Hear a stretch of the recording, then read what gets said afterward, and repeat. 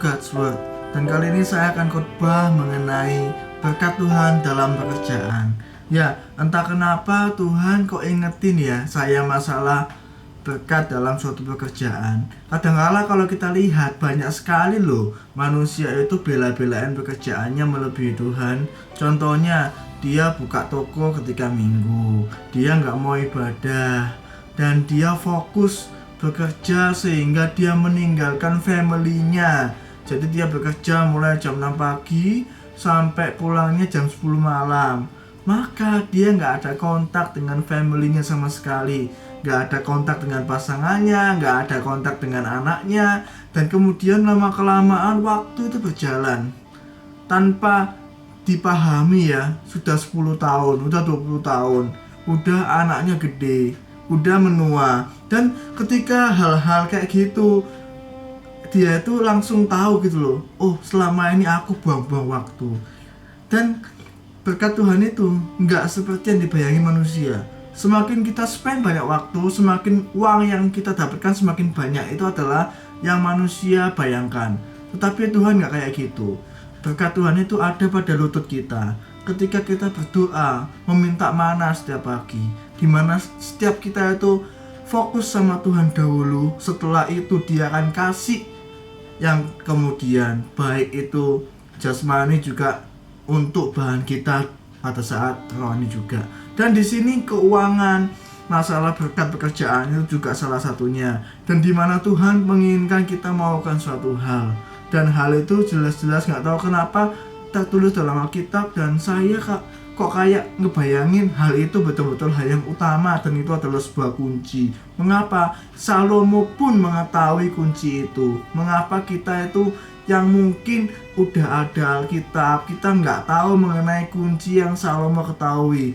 Dia mungkin mengetahui ketika dia itu mempunyai pengalaman, dia mengalami.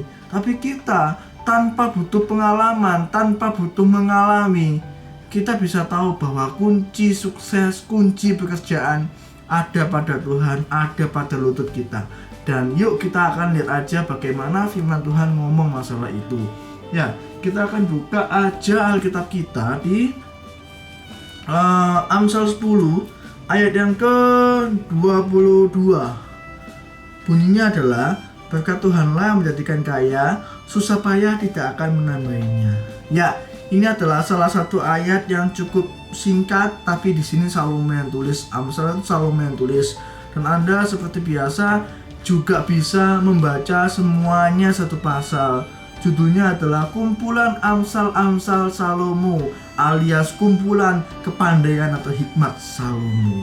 Dan di sini ayat ini berkata dengan jelas, susah payah itu nggak akan menambahinya. Kenapa? Kita spend banyak waktu, itu bukan masalah duit yang kita dapatkan. Duit itu gampang hilangnya loh.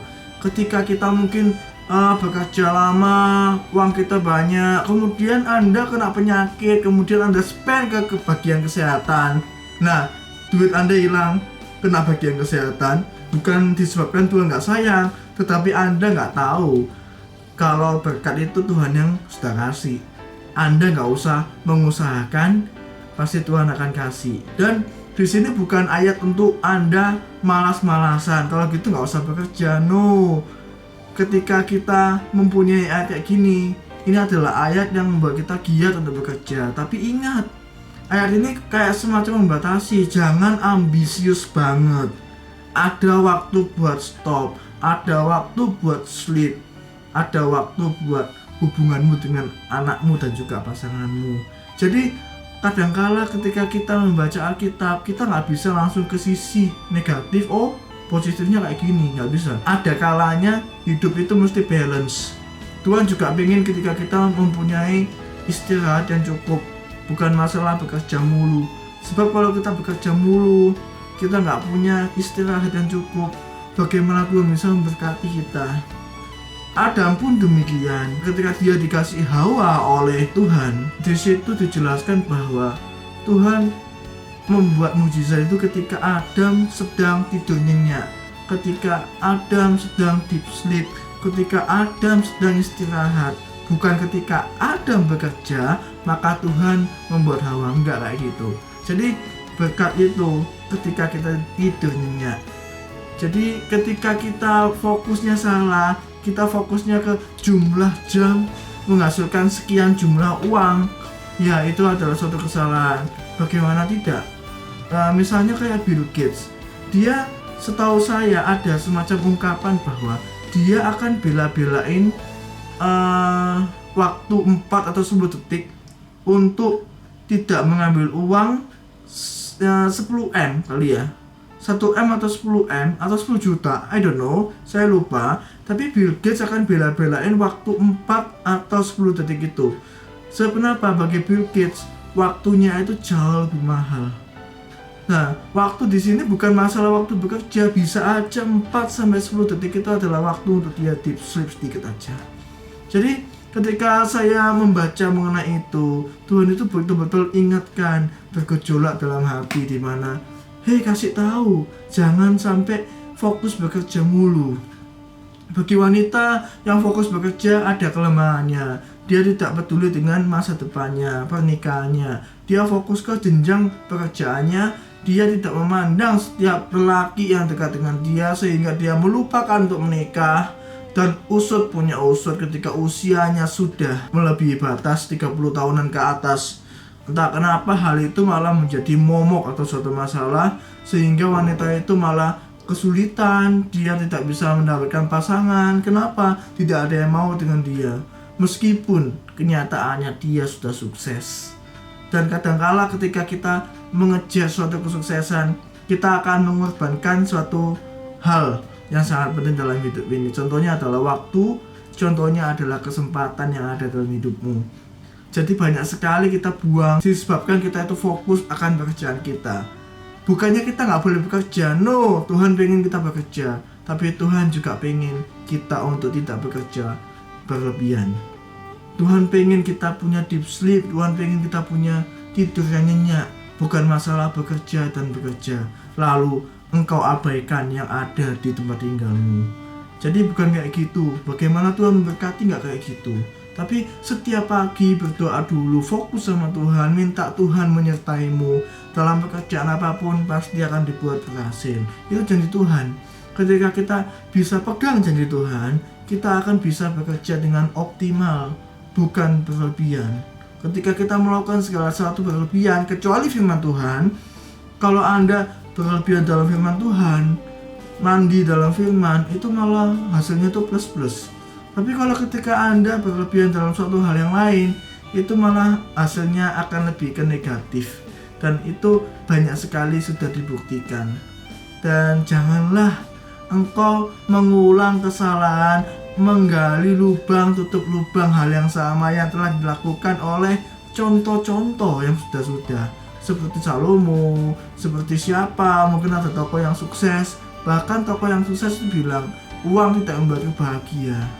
Dan kadangkala kalau sudah sukses ada penyakit yang nggak ada obatnya.